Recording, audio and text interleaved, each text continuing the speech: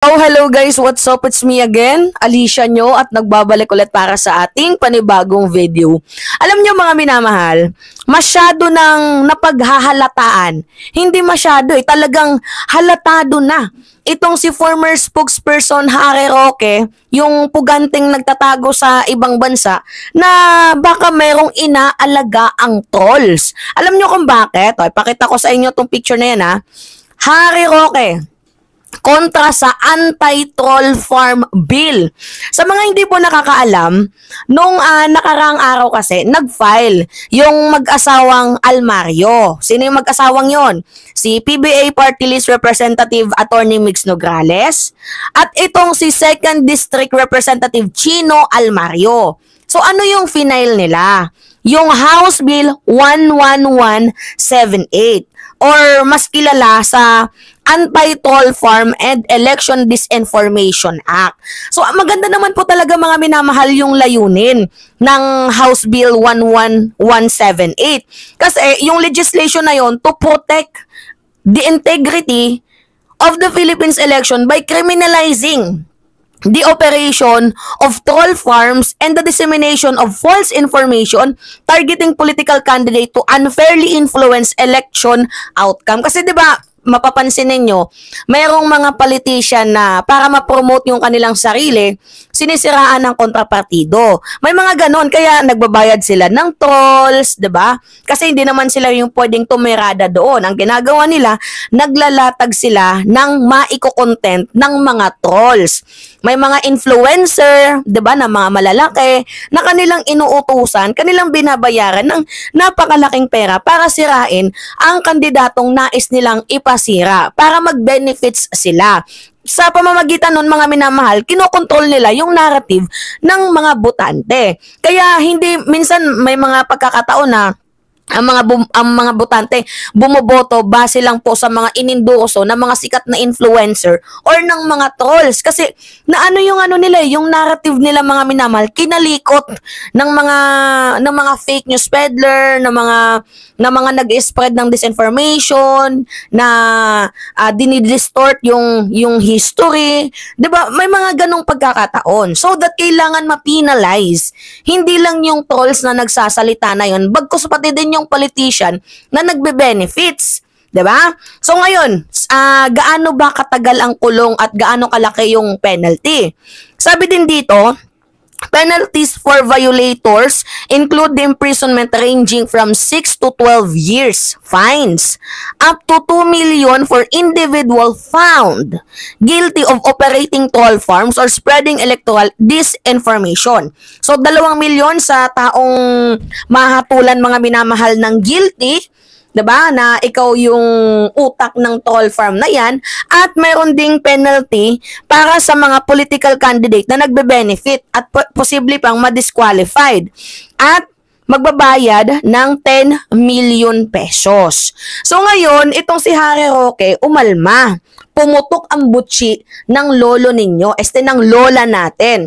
Lang sabi niya mga minamahal, ito daw po ay napaka-unconstitutional.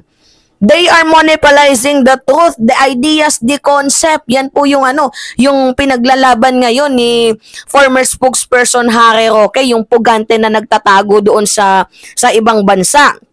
Tinawag niya itong restriction, tapos tinawag niya din itong napaka-unconstitutional. So, para sa akin mga minamahal, ako as a content creator na supporting the ideas of truth, yung nagpapalaganap talaga tayo ng katotohanan, na hindi tayo na mamaneobra ng ibang mga politiko, as independent vlogger, talagang pabor ako dito sa tinatawag na anti-troll farm bill.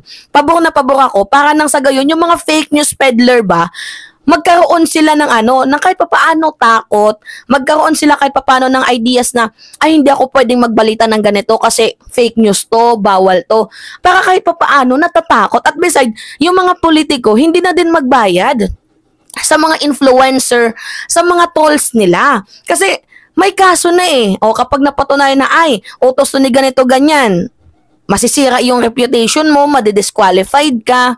'Di ba? Nakukuha niyo yung ideas concept natin dito, mga minamahal. So para sa akin, tama lang itong itong i-final ni Mix Nograles. Ano to sa atin pabor to sa atin na gustong malaman yung katotohanan para yung lagi lang pumapasok na balita is yung fair.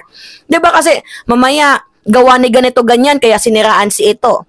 'Di ba? Hindi po ito political harassment, hindi po ito yung controlling the narrative of the ideas, the concept.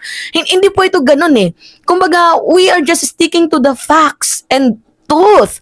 'Di ba? Hindi pwede na magmaniobra dito yung disinformation. Hindi pwede na laging fake news na lang. Huwag tayong papayag sa gano'n na ano yung idea natin na nafe-fed tayo ng wrong information, ng disinformation. Hindi po pwede yun kasi as a voter, mga minamahal, mayroon akong rights na although mag-research, ganyan-ganyan, pero how about the others na nakabase lang sa mga influencer, nakarinig lang sila ng isang paninira, o okay na. Nakarinig lang sila ng isang tapon na tae na salita, o okay na, papaniwalaan na nila. So, hindi pwedeng ganun kasi mga minamahal, mas pag madaming intriga, mas may chance na mag-viral ang issue, mas may chance na madaming maniwala mga Pilipino.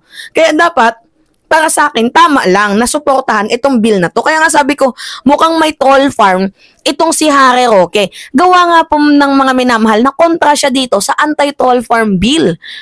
Oy, napag-aalataan. Kung sa bagay, nandyan si Maharlika, nandyan si Banatbay, diba? Nandyan yung mga DDS vloggers. So, tayo, wala tayong kinakatakutan kasi we are just basing on the facts. We are here for the truth. 'Di ba? And hindi po tayo yung tipo ng vlogger or influencer na for the views. Hindi po tayo ganon. Tayo po ay nandito para po maano natin, ma-influence natin yung mamamayang Pilipino na hindi yun yung katotohanan. Tayo po yung katotohanan. Hindi yung mga sinasabi nilang katotohanan, hindi po yung totoo kasi mga paninira yon. Tayo po ang nagpapalaganap ng truth and facts. So, dinidebunk natin yung mga lies nila, 'di ba? So, anyway, sabi dito ni Harry Roque. Harry Roque kontra sa anti-troll farm bill. I consider House Bill 11178 filed by Representative Margarita Nograles and Representative Chino Miguel Almario a brazen and dangerous attempt to control the political narrative. Wala naman pong sinabing ganun Walang sinabing ganun na yung aims nun is to control the political narrative. Walang ganong walang ganong sinabi itong mag-asawang Almario. Bagkus ang kanilang sinabi, mga minamahal, ay this bills is to protect the integrity of the Philippines. 'Di ba? Election, protektahan yung Philippine election dahil madaming nag-ooperate na mga disinformation, spreading lies, 'di ba? Para mapanagot yung mga gumagawa ng fake news. Tapos sabi pa ni Harry Roque, harass the opposition and silence dissenting voice ahead. May freedom of speech tayo, may karapatan ang kahit na sinong magsalita nang naaayon lamang sa katotohanan at walang pumipigil dyan. Pero yung maninira ka, ibang portion at ibang usapin na yun. Pwede kang magsalita base sa mga nakikita mo dito sa ating gobyerno, pwede kang kumuda, pwede kang bumoses as long as naka-align ka sa katotohanan at hindi ka nagsasalita base lamang sa inutusan ka ng amo mo, galit ka sa taong yon or binabayaran ka. Pwede kang magsalita yung vocal sa kalooban mo na ito talaga yung pagkakamali ng gobyerno. Pero yung maninira ka, gawa ng may nagbabayad sa'yo, ibang usapin na yun. Naintindihan nyo ako, mga minamahal? So, sabi dito, harass the opposition and silence dissenting voices ahead of 2025 election. Ayon kay dating presidential spokesperson Harry Roque, yung pugante na nagtatago doon sa ibang bansa. So, wow! Ikaw pa yung unang pumuna dyan na dapat sana kayo ang sumusuporta sa bill na yan. Dahil kayo ay madaming trolls. 'Di ba? Hindi naman i-file ni Mix Nograles itong House Bill number 11178 na to kung hindi nalaganap ang fake news, ang false information, ang mga nagdi-distort ng history. Hindi naman to i-file yung bill na to nang wala namang basihan May nakita kasing probable Marcos. Kasi ang daming mga minamahal as of the moment, mga troll farm. Itong mga ano na to, itong mga DDS na to. 'Di ba? Tingnan niyo yung sa EDSA Shrine. Ang daming mga DDS na pumunta doon, mga vloggers, maliliit man 'yan or malalaki. Tapos yung content nila, oh, paparami na ang mamamayang Pilipino, 1,000,000 ang dumalo. Hindi ba 'yon fake news? 'Di ba? Nakikita ninyo? Oh, pinuno ang EDSA, mamalapit ng matabunan si Marcos. Hindi ba 'yon fake news? I don't know lang ha kung bakit up to this moment pinagtatanggol to ni Harry Roque. Nakakatawa lang isipin. Alright. So, yun po mga minamahal. Again, it's me, si Alicia nyo, at nagbabalik ulit para sa ating panibagong video. Pahingi lang po ako mga minamahal ng likes. Tapos comment, tapos comment lang kayo, tapos like and comment lang, tapos share nyo na din kung gusto nyo para mas lalong makatulong kayo sa ating algorithm. So, it's me again. Bye-bye mga minamahal.